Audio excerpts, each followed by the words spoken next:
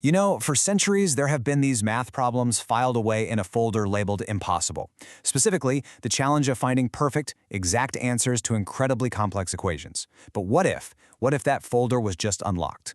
Well, today, we're going to crack open a new theorem that claims to have found the key. So, here's what we're going to do. First, we'll dig into why these problems were considered impossible for so long. Then we'll introduce the star of the show, Ezouidi's theorem, and take a look under the hood to see how it works. And this is the fun part. We're going to watch it go head-to-head with a monstrous equation, reveal a surprisingly elegant solution, and finally ask, could this be the start of a whole new era for algebra?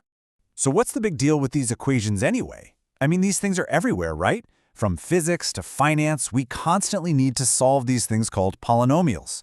We figured out the simple ones a long time ago, but when they get really complex, well, finding that perfect exact answer becomes a monumental challenge. Okay, so you really have to get the difference between close and exact. Think of an approximate solution like a blurry, low-res photo. Yeah, you get the gist, but those fuzzy details, they can cause real problems like rounding errors. But an exact, symbolic solution? That's the architect's blueprint. It's flawless, it's precise, it's the absolute truth. And that is what we're after. You know, for the longest time, even our best tools, like the famous Newton's method, they were really just good at making those blurry photos. They can get you super close, don't get me wrong, but it's still just a guess. And every one of those guesses carries this tiny risk of an error that can just blow up. Okay, so that's the old way, the world of good enough. What about the new way? Well, let me introduce you to Ezouidi's theorem.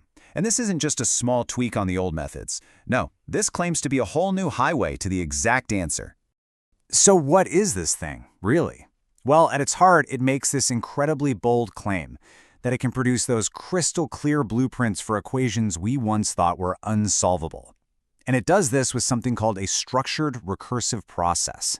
The best way to think about it, it's like building with Legos. Each new piece you add snaps perfectly onto the one you just placed. And look, let's be clear, this is a huge claim. It's basically walking up to one of the most famous ideas in all of algebra, Abel's impossibility theorem, and challenging it to a duel. I mean, for almost 200 years, that theorem has been like this giant dead-end sign for mathematicians. It basically said, don't bother, there's no single formula. And this new theorem? It suggests there's a way to just drive right around that sign.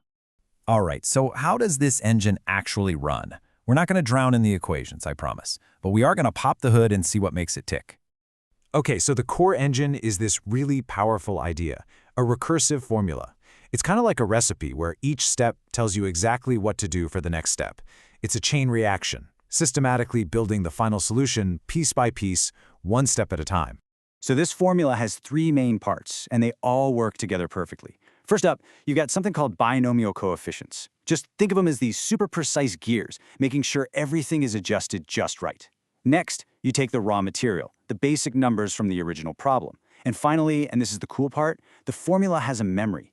It literally uses the answer it just came up with to figure out the very next step. It's constantly building on its own work. Okay, theory is great and all, but the real question is, does it actually work? So now it's time for the main event.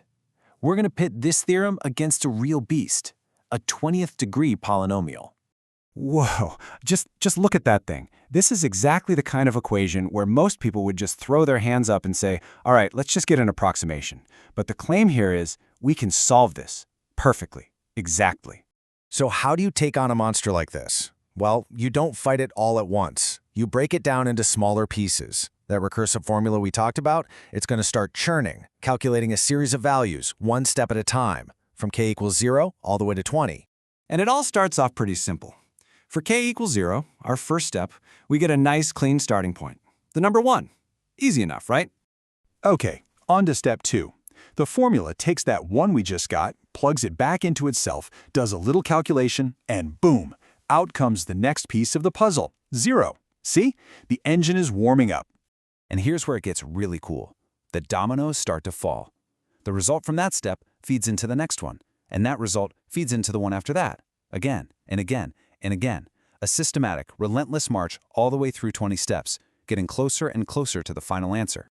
So, after all that churning, all 20 of those recursive steps, what do we actually get? What are the perfect exact answers to that monster equation we started with? Get ready for this. The solutions are, well, they're beautiful. They're shockingly simple. These aren't some horrible, messy decimals that go on forever. They are perfect, elegant answers written with cosine. Just look at that pattern. It's so clean, so precise. It's a universe away from that complicated mess we started with. This is the blueprint. So let's be 100% clear on what this means. This wasn't just a good guess. The theorem gave us the precise, symbolic, perfect values. It found the blueprint for an equation that everyone thought was unsolvable. I mean, that's just a stunning result. So the big question now is, what's next? What does this mean for the rest of us? And believe me, this is way more than just a cool math trick. Think about quantum physics, where even the tiniest rounding error can completely change a prediction about how the universe works. Or cryptography, where the whole point is that these kinds of equations are hard to solve. A tool that gives you exact answers, that could completely change the game in these fields. It could lead to more accurate models of reality, and it could even help create, or maybe break, new kinds of encryption. And that just leaves us with one last, really mind-bending thought. For centuries, this was filed under impossible. And if the answer, this beautiful, elegant answer, was just sitting there waiting for us to find it, it really makes you wonder, doesn't it? What other impossible problems are out there, just waiting for someone to come along with the right key?